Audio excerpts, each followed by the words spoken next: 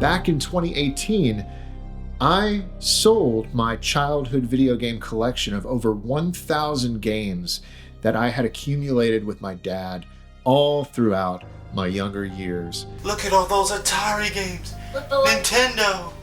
Well, now the year is 2024, and several years have passed. I still get asked to this day, Tyler, do you still have your collection? I get asked also, Tyler, do you regret selling the video game collection? It's enough to make a grown man cry.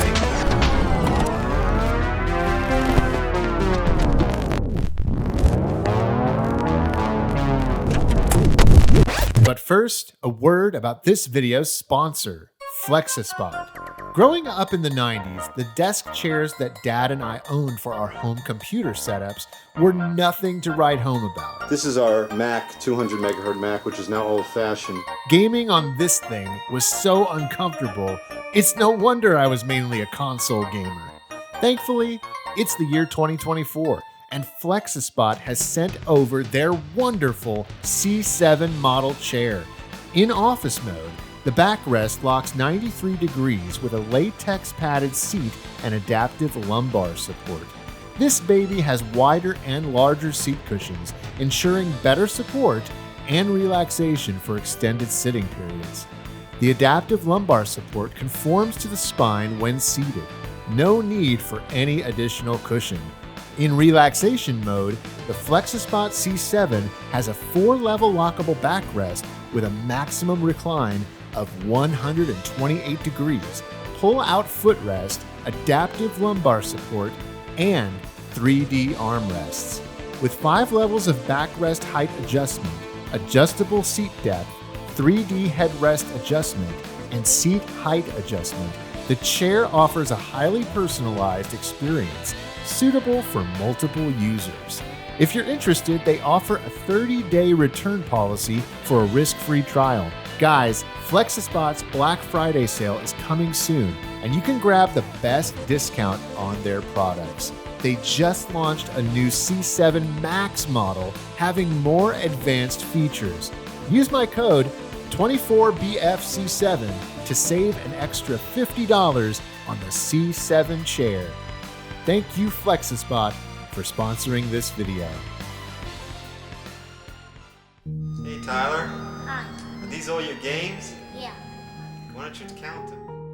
Right here, I have a photo of me when I was 4 years old, and that is me with my video game collection. At the time, I was a little kid who loved nothing more than his Nintendo Entertainment System. Get the fly. Got me. Well, you gotta learn this game. Look at that stack of games. There was something really special that started around this time and in these years. This is where the birth of an obsession and a way of life started for my dad and I. Are these all your games? Yeah. Why don't you count them? 1, 2, 3, 4, 5, 6, 7, 8, 9. Video games, they weren't just something to enjoy, they were something to experience together. My dad and I bonded over video games more than anything else. And so it may come as a surprise to some of you to learn that back in 2018, I sold my childhood video game collection of over 1,000 games that I had accumulated with my dad all throughout my younger years. I actually released a video about that a few years ago, and I explained all of the reasons why I felt it was time to part ways with that part of my life, to let go of the past and focus on the future with my daughter. Starting a brand new video game collection was exciting to me. And there was something about holding on to those games, especially in the years after Dad passed away, that kind of felt like it was impeding my growth as a father. And I wanted to experience the same kind of stuff that my dad experienced with me a part of it had to do with also just the grieving process. I felt like in order for me to truly move on from losing my dad, this was one of the key steps, was to let go of something like this and focus on my future with my daughter and my family.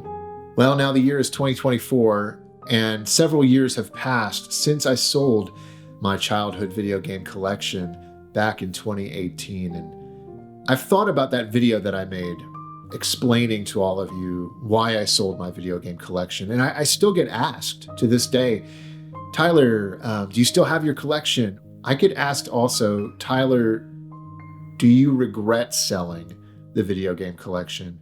Well, that day has come. I do regret selling my childhood video game collection, and I also don't. I'm going to explain.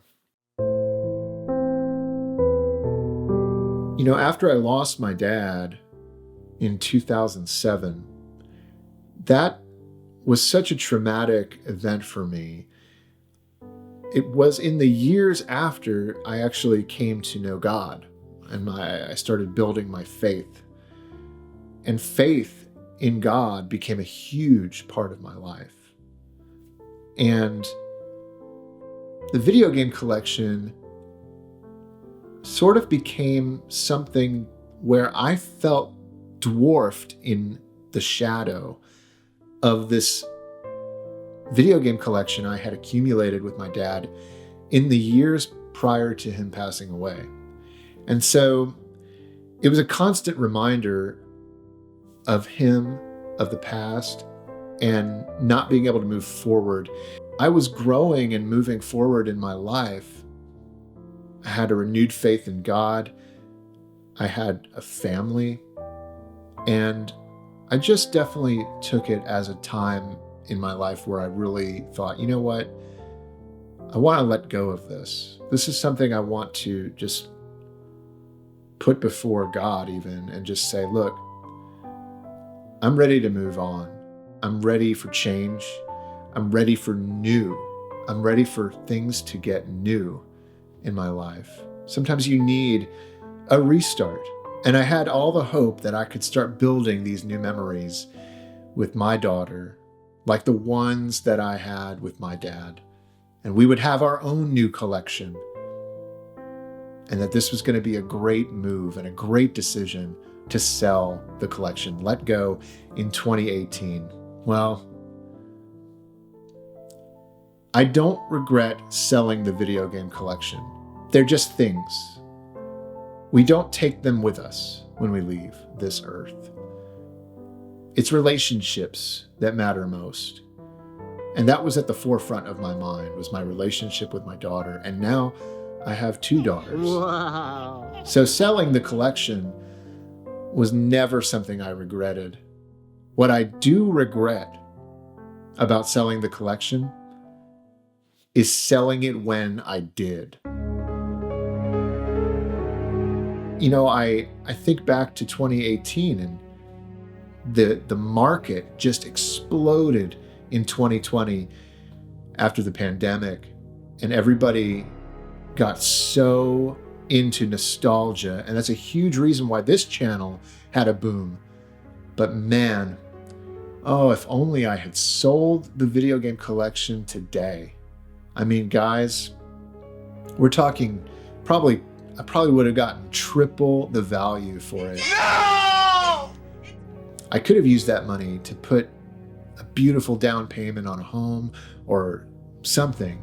Hindsight's 2020, and you can't have any idea about what's going to happen in the world that's going to affect market changes and money and stuff like that. I mean, guys, I had so many rare and valuable games that have just tripled or sometimes quadrupled in value that were so mint. I mean, the most mint condition you can imagine. Panzer Dragoon Saga on Sega Saturn. Oh my gosh, that game alone is thousands of dollars now in the condition I had it in. Little Samson, one of the rarest licensed Nintendo games, I had that. I had Kyo Flying Squadron on the Sega CD in mint condition, and that thing has doubled or tripled in value. And the list goes on and on. We had so many rare and valuable games. It's Hopful Mail! Hopful Mail? Hey, Brian, you like that, huh? Yeah. Man. I don't regret selling the collection, as far as the collection. Like I said, I would have done it again today. But if only I had waited, it would have been worth so much more. And we could have used that money to do so much more with it for my family. And that's one thing I'm living with the regret of. It's one of those things where I really feel like I have to let go of making that decision when I did, because I can't blame myself. I can't keep blaming myself because I had no idea that this was going to happen. I had no idea the market was going to explode for retro games just 2 short years after I sold the collection in 2018. I do have to remind myself it is just money and it is temporary. And I did mention that, I have faith in God now. And that is all I need, really, to get me through any kind of regret or mistakes. God can remind me I can't live in the past. I've got to stay firmly focused on today. And today, I have a beautiful family.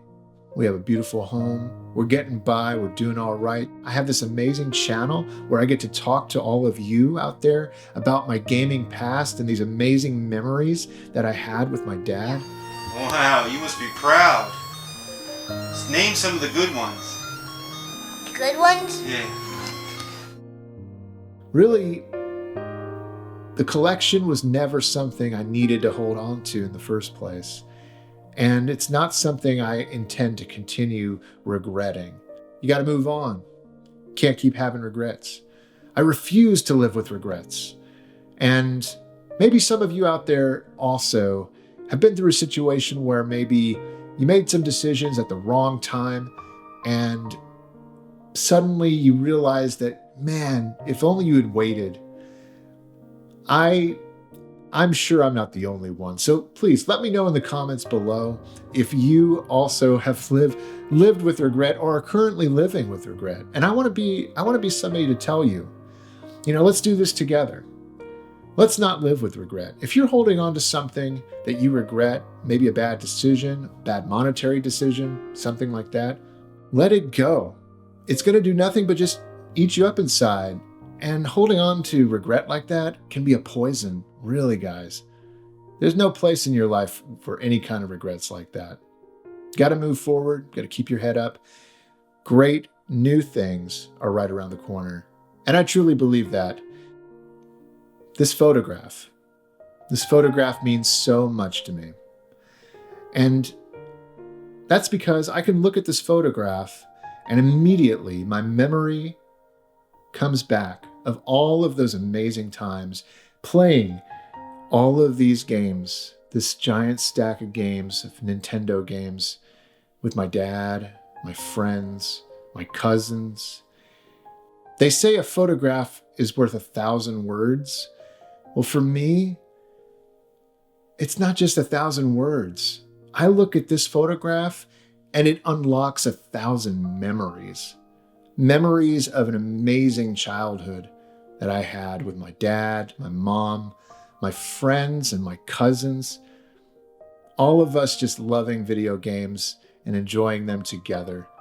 And I don't need a giant stack of games in the corner of a wall of my house, to remind me of those days. I have them in this photograph and in the photographs that swirl around my mind every day.